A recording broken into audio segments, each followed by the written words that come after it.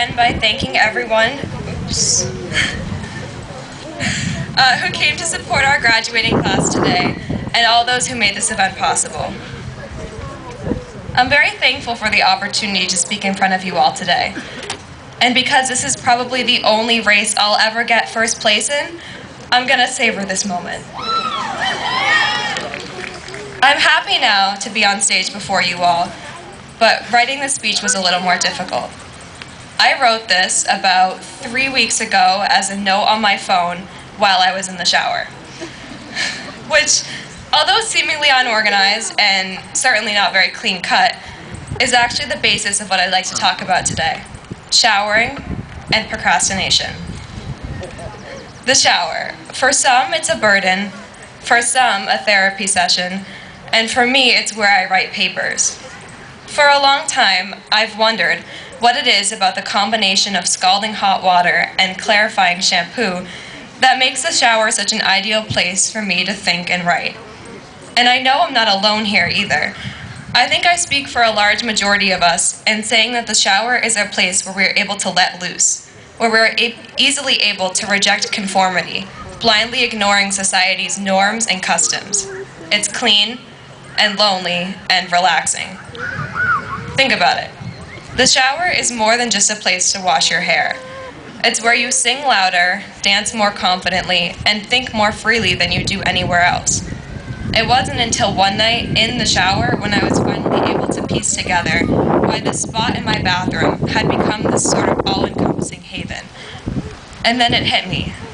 Isolation makes the rejection of social norms pretty easy. While in the shower, you don't worry about what your peers think of you. You simply don't have to. You need not fear that society is critiquing your singing voice and dance moves because no one can hear or see them. And I believe the same logic applies to shower thinking. When you don't need to constantly analyze how you're being perceived by others, you allow your mind to wander, to ponder the seemingly unthinkable, and to question the concepts you've always taken as truth. This is where I write best because I write with the voice of my most unfiltered self. Some of you are probably wondering how this topic is applicable to our high school commencement, and in nearly every other context it wouldn't be. But every cliché graduation speech would be rendered useless without a piece of advice, and this is mine. Be the you are in the shower. Now, I realize I am hardly in a position to give anyone here advice. I'm late to school like 4 days a week, and my attention span is shorter than Mr. Baloo. But I'm sorry.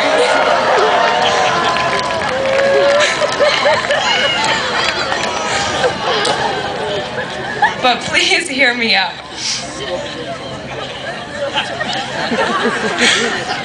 Oh no. We're always told that we should be ourselves, but when we so rarely experience life without social pressures, it's hard to figure out which aspects of yourself are indeed you, the qualities of your character that are untouched by our world's strict guidelines on how you should apparently behave. But in the shower, these don't apply. It's not hard to be yourself in the shower, but it's a shame that so little of our time is spent here. We should live with the same level of confidence that we feel while washing our hair. We should go about life as dreamers, as doers, and as risk-takers. Earlier, I mentioned that I procrastinated writing this speech. Granted, I'm a chronic procrastinator by nature, but this time was different. I usually just procrastinate the work I don't want to do, but this time I was procrastinating the work I didn't know how to do. I mean, how do you say goodbye to the people you've grown up with? It took me an unnecessarily long time to realize the answer is pretty simple. You don't. We played together on the playground, survived each other's awkward middle school stages, sat next to each other taking the SATs, and here today we'll walk across the stage together. Throughout our high school careers, we've grown to become all-state singers, talented musicians, national merit finalists, and state champion runners.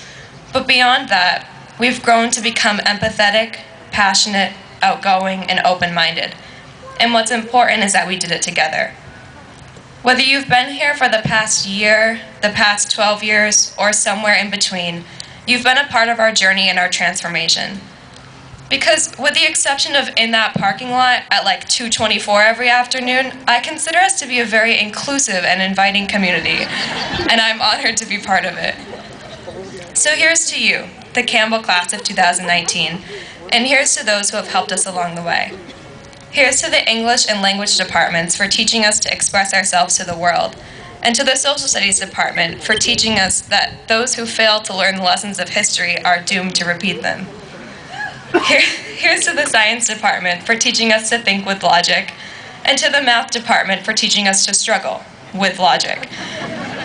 And here's to the electives for giving us something to actually look forward to. Thank you to the guidance office, and in my particular case, Mrs. Callanan, for looking after me as both a mentor and a mother, and to Mr. Prez for waxing your legs in front of the school. And above all, I'd like to thank my parents, brother, and my friends who have provided unwavering support throughout my 4 years here, and I am so appreciative of their unconditional love and patience.